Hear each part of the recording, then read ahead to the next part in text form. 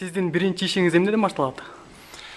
Биринчи ишим бүт ушул маданият тармагында бардык министрликте эмне жумуш ошол менен таанышуудан башталат. Анткени көйгөйлөрдүн баарын көрүп чыгып, өзүнө барып ордунан чечиш керек. Ошон үчүн биринчи таанышуудан башталат.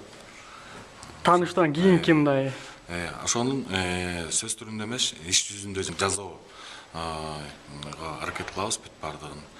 Ал эми бу жерде бүгүн 13 талапкердин тизмесин көрдүм. Көптөрдүн бир жерде жолугуп чогуу иштешип жүргөн чоң инсандар. анан маданият тармагында көптөгөн сындар айтылып келатат. Ошол Садык Шенияз баш болуп маданиятты жоктоп өкүрүп өкмөт алдында ыйлады эле. Анан ушул жоктолуп жаткан маданиятты кантип көтөрөсүз? Сиз мындай кардиналдуу бир өзгөртүү киргизе аласызбы? Эң башкысы мисалы үчүн биз финансы жагынан акча кошуп берип же финансы жагын көтөрөбүз дегенден мен алысмын. Анткени бизде мамлекетибизде бюджет жагын өзүңүздөр баардыгыңыз жакшы билесиздер. Эң бир маданиятта эң башкысы маданият ишмерлеринин аң сезимин ойготуу. Анткени маданият деген дайыма алдыда жүрүш керек.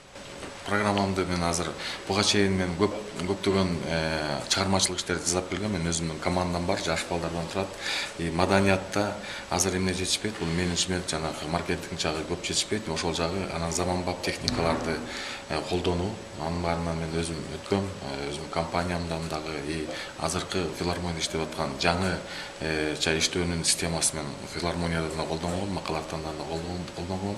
Ошолордун баардыгын болгон 25 жылдын ичинде топтогон тажрыйбамды ушул эгерде министр болуп кала турган болсо мен ошол жака колдоном.